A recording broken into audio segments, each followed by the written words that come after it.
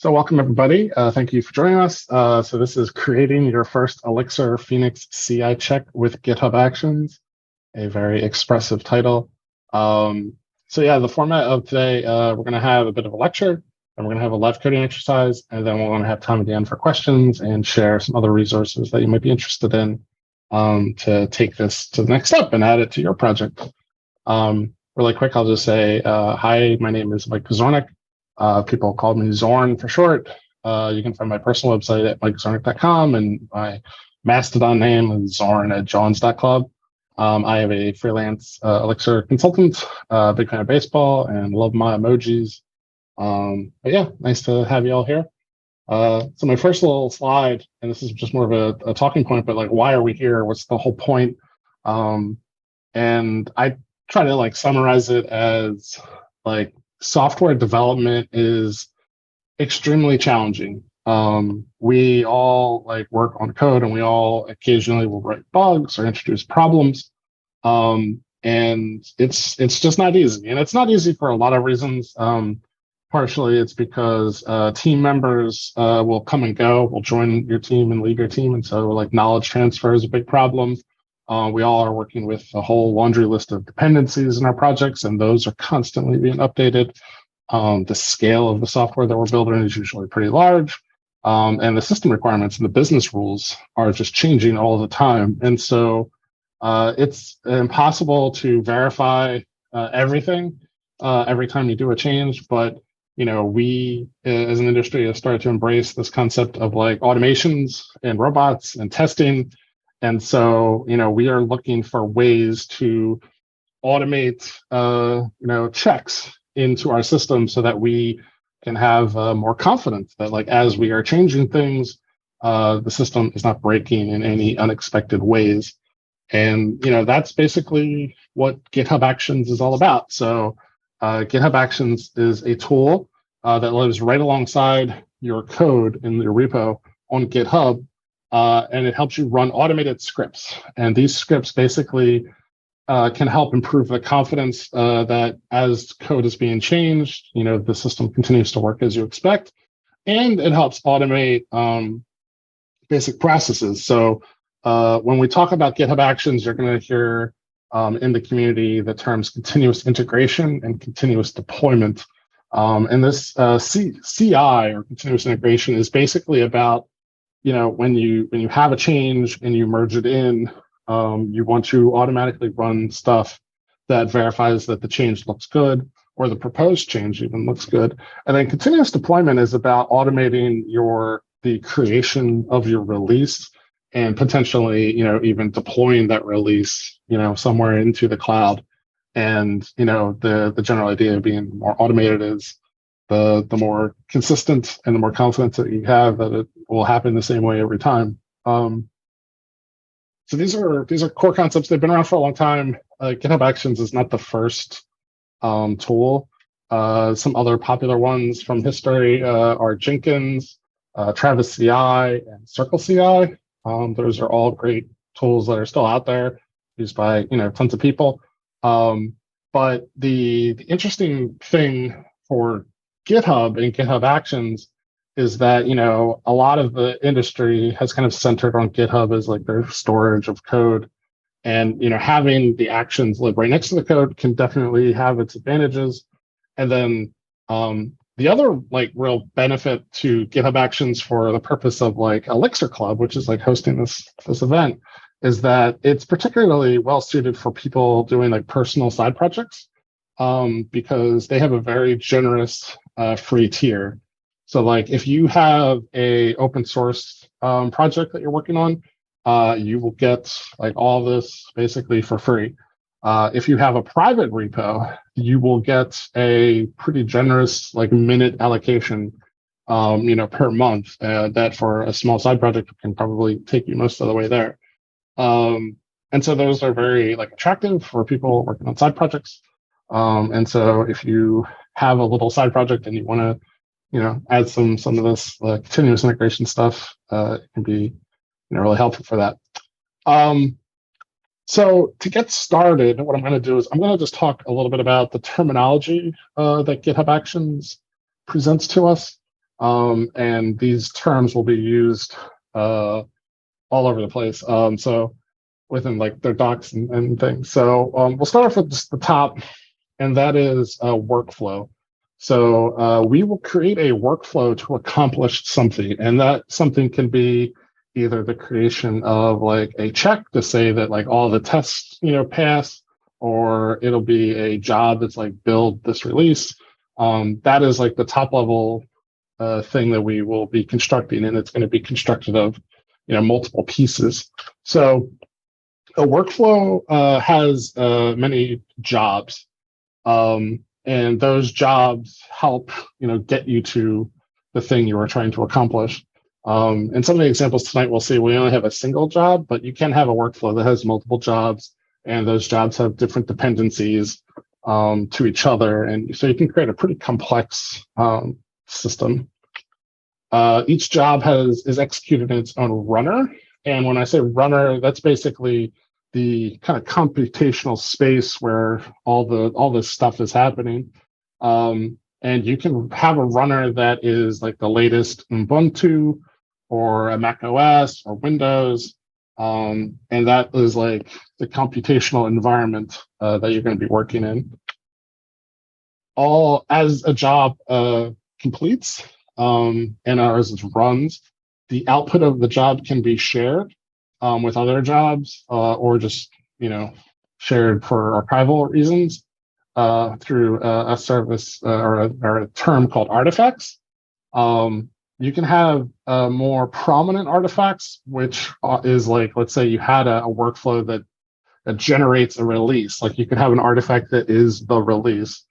You may have like kind of like temporary artifacts, which is like in the form of caches, and you'll see some of that in some of the examples we'll be looking at later, where like as your application needs to like download dependencies or runs the compile tool, it'll have these like artifacts, but they're more temporary, so you will store them in like a cache system.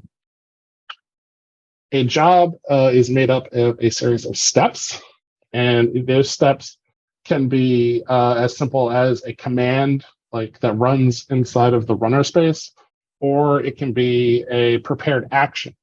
An action is a term that GitHub uses to define like pre-built commands, basically. You'll see some in our code examples, like code commands to like check out your repo, or and other ones to like install Elixir, basically.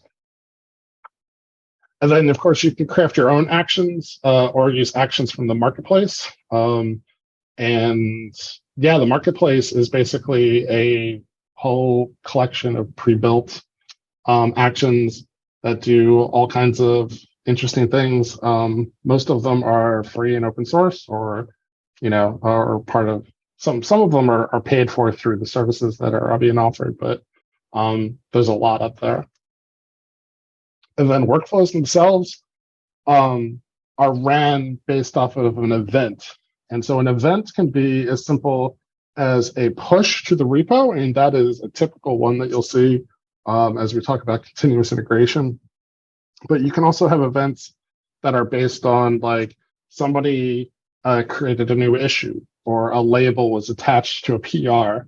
And those are all like events within kind of like the repo space, and you can have different workflows kind of respond to all of those separately. So that was a lot of terminology. Don't try not to be too overwhelmed if it feels like a lot. There's great documentation within the GitHub system about all of these terms and what they mean. And there's very specific documentation about the syntax. So we'll start looking at some workflow files in a second, but just keep in mind, like, this is all documented. So if you need to go back later and try to understand the difference between a job and a step, it's all going to be there. And let's look at our first workflow. So a workflow starts, this is basically a YAML file. And this is a file that needs to be in a special directory structure. So the expectation is from the root of your project, you're going to have a .github folder and a workflows folder and then you're going to have your workflow file, which is a YAML file. And the format of it is pretty basic. Doesn't usually get too out of hand, but it starts off with these top level names. And so the name itself is just kind of an identifier. The run name is more of like what the name looks like in the user interface of GitHub. So you can provide something a little bit more custom there. The on section is basically where you define the events. So those events that are going to trigger this workflow can be defined in on. And in this case, it's very basic. It's like anytime there is a push to this repo, this workflow will be ran. For this simple workflow, we only have one job. It's called check bats version. You can have multiple jobs in a file, but we only have one right here. And then each job has its runner. And this, again, is like the computational space where the job actually happens. And in our case, we're just going to label this Ubuntu latest, and it'll describe the latest version. And then we have the steps. And so these are the actual commands that are going to be executed to run this job. And this first one here is an action. So this is a pre-built action built by GitHub, and it's called checkout. And it basically will just check out the contents of the repo into the computational space of the job. So you can actually, start working with it there. The second one is also an action. And you'll notice here, it's using the with node version. And this is basically how you can pass in arguments to an action. So in this case, there's an action called setup node. And you'll notice it ends in like a little V3. And that's basically the named, like the version number of the actions. So over time, actions will evolve like any kind of piece of software. And so you'll see different like versions. So like historically, like V2 checkout was very popular, and then they introduced V3, which probably added like more options and stuff like that. So yeah, so in the setup node example, they pass in with node version 14. And so that basically is going to just set up a node with the very specific version 14. The third one is npm install, and that is just a vanilla command that you would typically run on a command line environment. And then once bats is installed, it'll run bats v, which will actually get the version number, which of course is the kind of like reason we have this workflow. Once you have a workflow like this that's set up on push, you'll typically observe it within the GitHub UI inside of an area at the bottom of like a PR where it says like, oh, it'll list all of the checks. And that's kind of like the default kind of experience for a workflow. And then as you see that and you make commits to your pull request, you'll see it in a state where like it's running. And so it'll have this like little yellow circle icon. And then if you want, you can click on the details link, and then that'll take you to a whole separate UI where it'll like visualize the workflow that was being ran, and then it'll even give you the specific output. And so this basically shows all the output of the workflow, and it groups it by step. And so you can kind of open up and look inside of each step to kind of understand like what happened during that step and what failed. And you'll get like, particularly detailed, like verbose output for that. So that is like a extremely like first pass, high level introduction to the terminology and some of the basic syntax. I'm going to go to the chat and just see if I can pick up some of the questions. I'll answer Roy's question first, and then I'll go to Russell. So Roy asked, why would you use an issue as a trigger? There's a whole range of ideas there. If you're in a bigger project, you may have people who like their job as a contributor to the project is to like verify issues that are coming in as like actionable. So you can imagine people doing it as like a point of response. There's also lots of like communication integrations. So like you could set up a workflow that like if an issue came in and it had a certain term used in the issue, like it posts a specific message to this Slack group that says, "Hey, somebody's complaining about the RSS feed," and this is like the RSS team. They could listen for it. It's pretty open ended, so I could imagine there's a lot of interesting use cases there. Cool. So I will go to Russell. You had a hand up. Yeah, sure. So when you name your workflow, right? Let's say you got a workflow called, could you go back? Exactly. Yeah, I'll go back to this one. This one. So you named it Learn GitHub Actions. So that is the name of the action? That is the name of the workflow. So what we are building here is a workflow. You can create your own actions. So actions are these. So like an action, you can think like, so when you're executing your steps in the most simplistic terms, you can just run a command line command. But if you have something that is more like it's a collection of commands that you're going to use multiple times across multiple workflows, you can kind of package it as an action. So what this name is for is this is the name of the workflow. Okay. And each step like uses checkout v3, setup node. Those are different jobs inside the workflow. Those are from a terminology point, those are individual steps that are done to accomplish the job, and the job is part of the workflow. Because a workflow in a more complicated environment could have multiple jobs, and so that's why that's why there's an explicit like naming difference there. Okay, one more question. So this is one job with multiple steps. Yes. Okay. Yep. All right, I'm good. Cool. Yeah. I have a question. Can will the workflow only be called through git push, or can you have multiple different actions to trigger this workflow?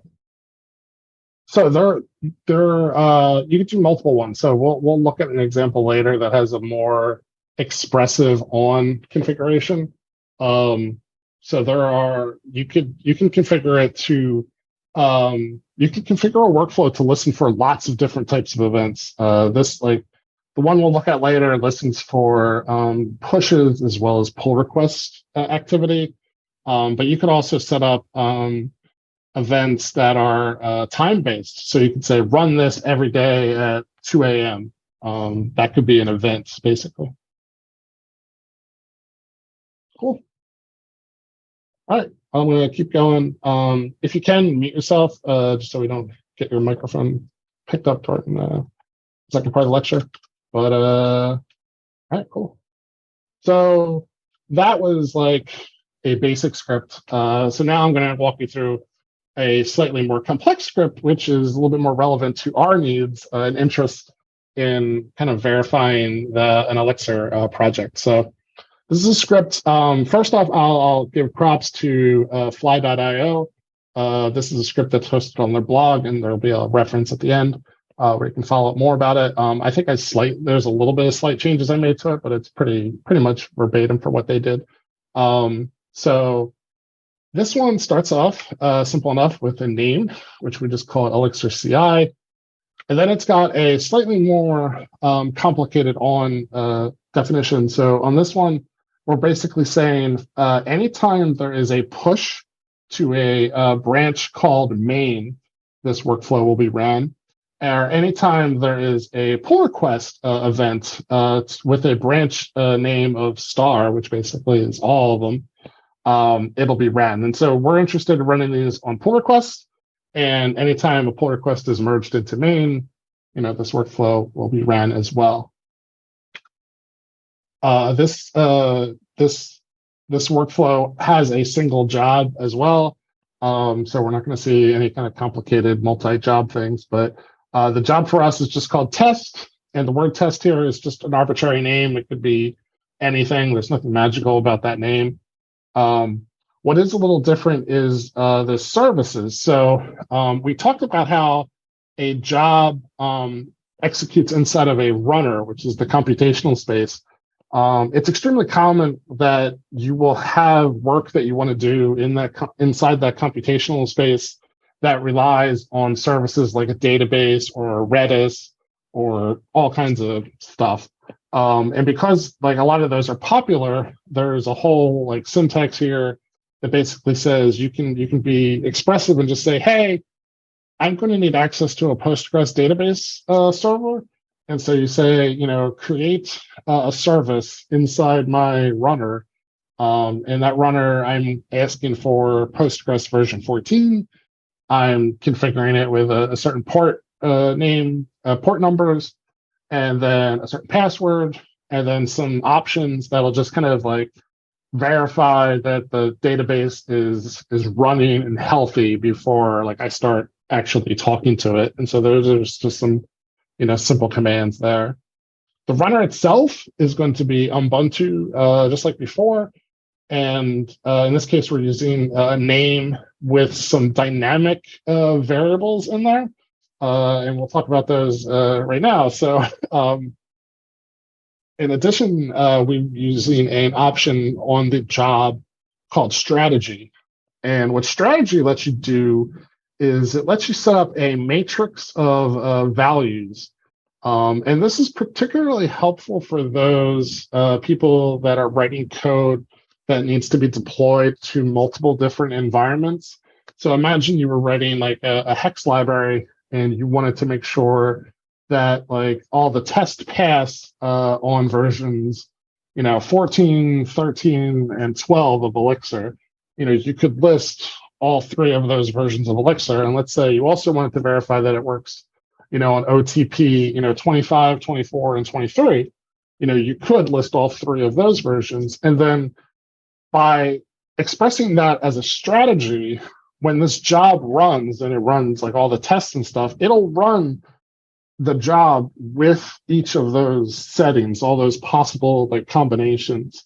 For our test, we're going to keep it simple. And we're just going to use a single list of strategies. So we're only saying one version of OTP and one version of Elixir. But if you need to support more than one, you could list more than one. And this might also be valuable. So like as you are, let's say version 15 of Elixir comes out and you kind of want to verify that like your stuff works with 15 before actually like jumping to it exclusively, you can imagine like adding that like to the strategy as well. So after defining our strategy, we just start listing the steps. And the very first step that we're going to be having here is one called Setup Elixir. And this comes from the Erlang Foundation, which is a non-for-profit that you might have heard of that basically, pulls together resources and money and helps fund different projects. One of those projects is basically creating a GitHub action that helps people set up Beam-friendly environments. So this one is called Setup Beam, and you can use it to install Elixir, as we are using it, or you can use it to install Erlang or Glean or a couple other different Beam, friendly languages. And then it's got the options, so you can say with, and we're going to be specific and say set up, Elixir with this version of OTP and this very specific version of Elixir. The next step is checkout code. This is similar to the one we used before. Basically, it's going to take the repo and pull it into our computational space. And then we've got a new one, which is called cache dependencies. And there's another one below. It's called cache compiled build, and they're basically the same. They're solving the same problem.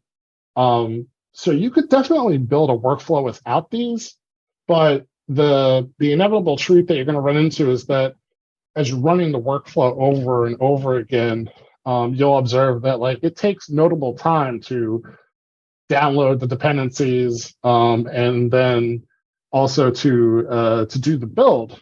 And over small increments of progress, you don't need to constantly like reinstall dependencies and redo the build from scratch every time. And so what this command does, and you can see the action name is actions cache v3, is it creates a kind of a connection between a folder in your computational space, and then a cache system that lives within, GitHub.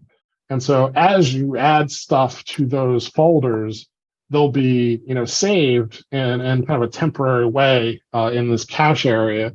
And so that way, as your workflow executes, over time, it will be able to take advantage of the caches of previous workflow runs. And if none was there, then it would just be an empty folder. And so the way this works from a technical standpoint is the action name is cache v3, and then you create, they use the env syntax here to create a cache name, and that's basically just a variable, and we'll use that name later. And then within the with, they define a key and a restore key. And what this is basically just, it's a unique string that represents kind of like the version that we want to have, like the perception, version of what we want to have. And it's made up of the runner OS, which is either like Ubuntu or Macintosh or Windows, because you don't want to share dependencies across those, because you definitely want to have separation there. And then it's going to use the cache name, which we defined as cache Elixir dependencies above. And then it's going to use it's going to say hash files, and it's going to pass in the mix.lock file.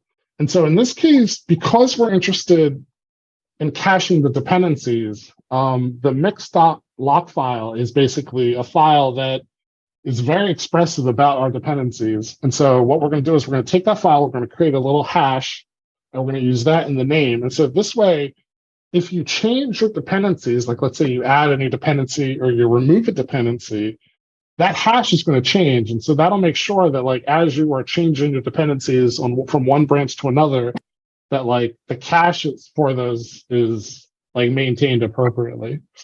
And so that's what's going on there. And then we also do something similar for the build. It's slightly different in that the cache name in this case is cache compiled build, and then the folder that we're caching is underscore build.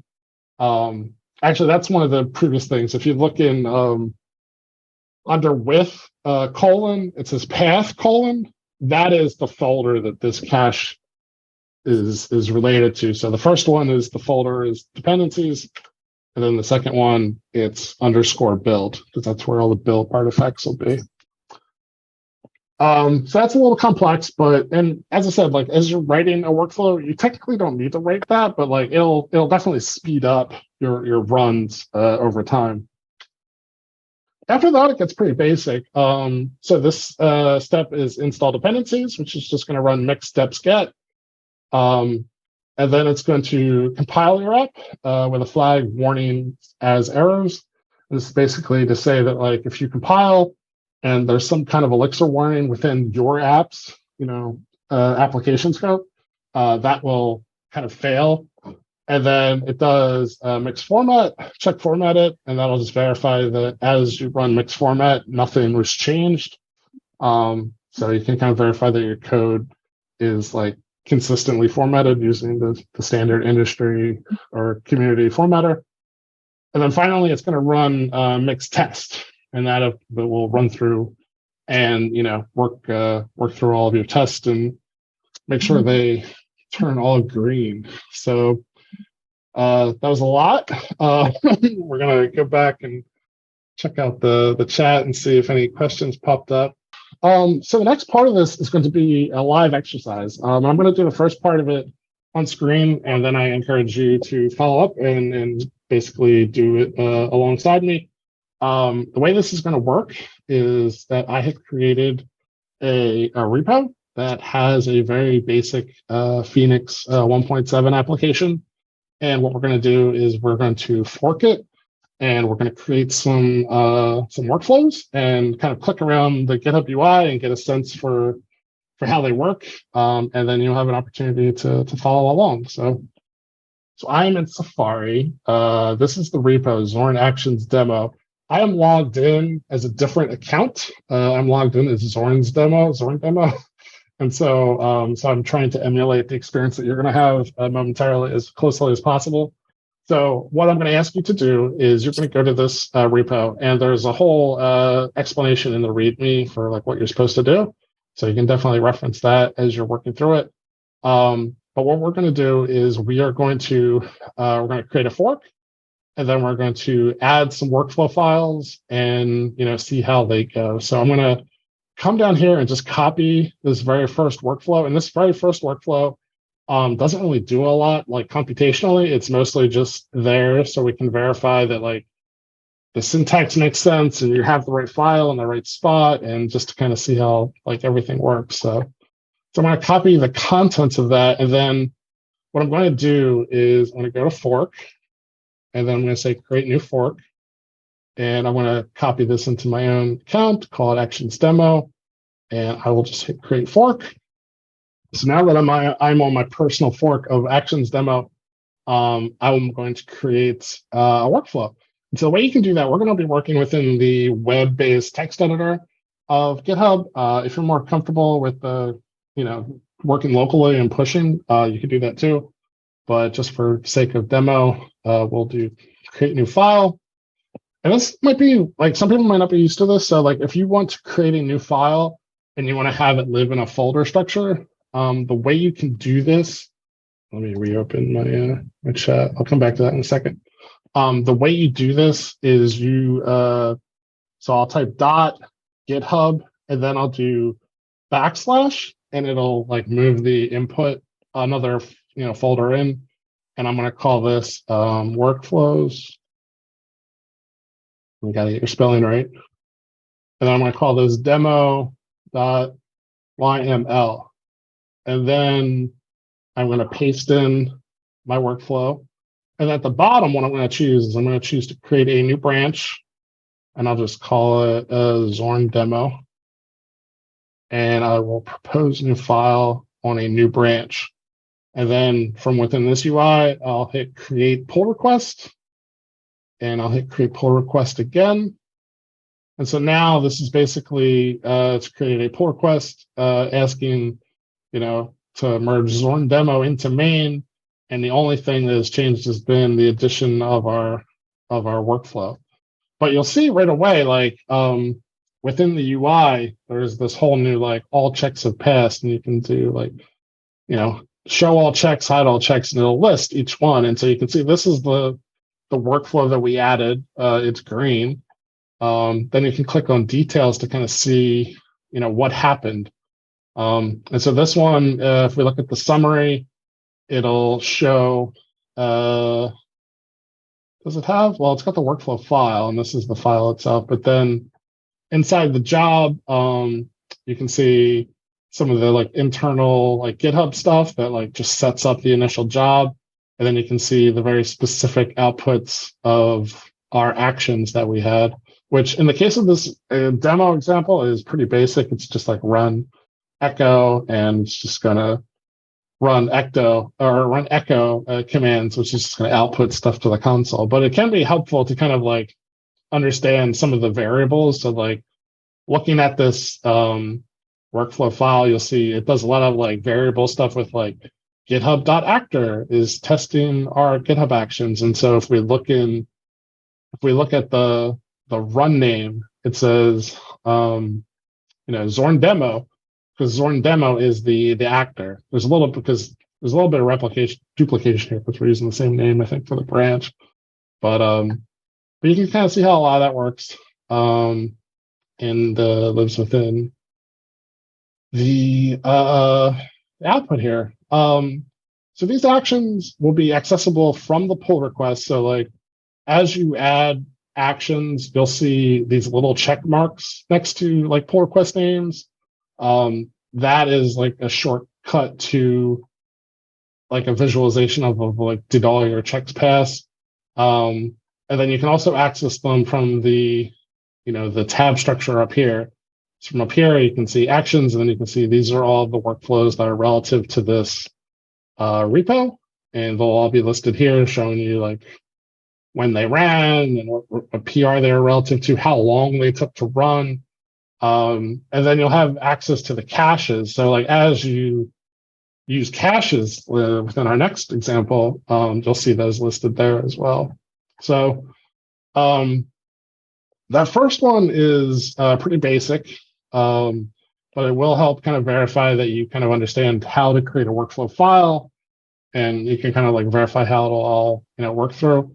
And then part two is the actual like Elixir Phoenix test workflow that we saw and that we saw during the presentation. So in part two, you're going to do the same thing. You're going to basically, you can go back to your main and then add a file, call the folder GitHub workflows, and then like Elixir test YML, and then copy in this, contents, make the branch, create the PR, and then, you can observe, hopefully it working.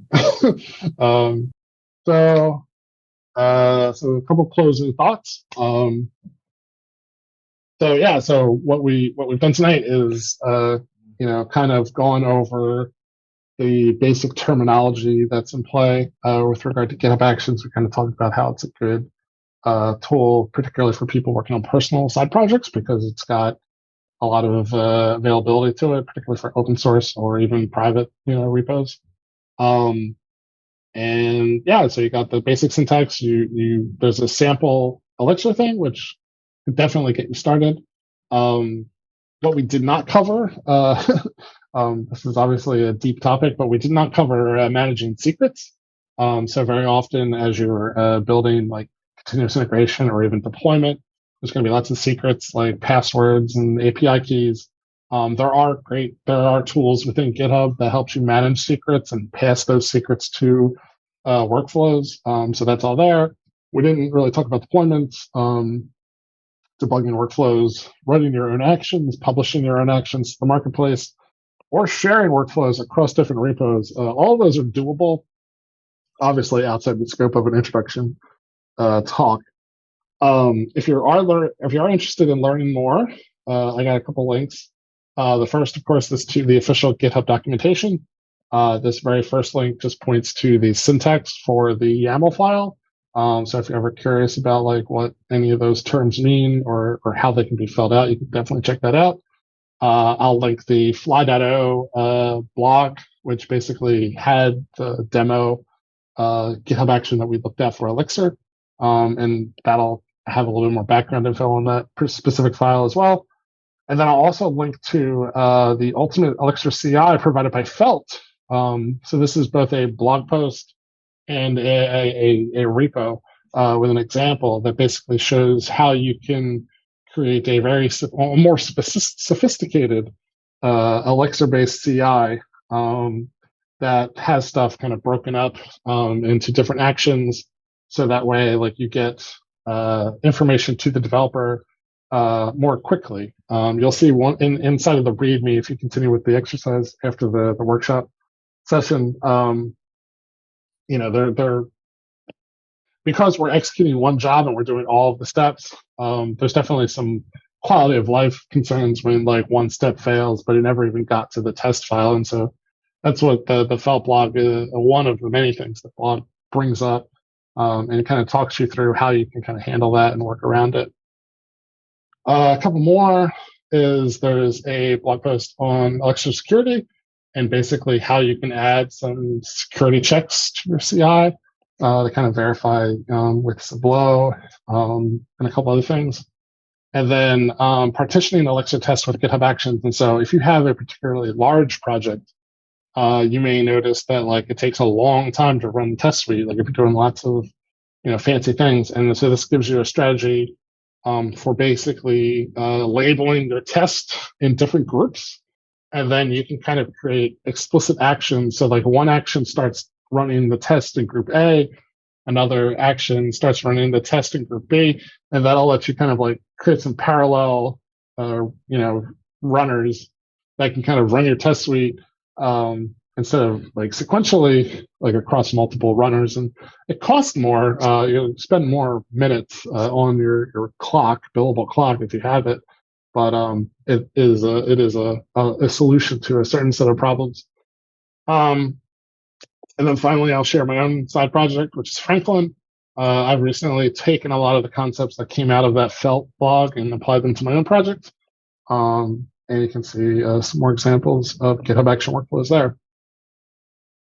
So this presentation is brought to you by ElixirClub, which is a group that I started a couple of months ago, which aims to help people be accountable for their side projects. And so we invite people to come by and join a group of people basically working on a side project and having a space to be like accountability buddies with each other.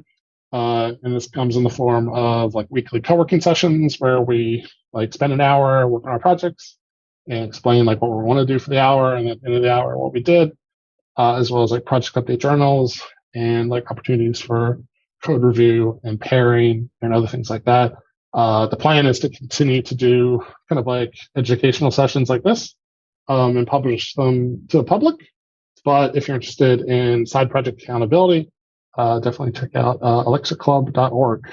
So with that, I want to close the recording, but I'll talk to you, Russell, after I hit stop. And yeah, for everybody watching at home, thanks a lot for coming, and I'll see you next time. Bye.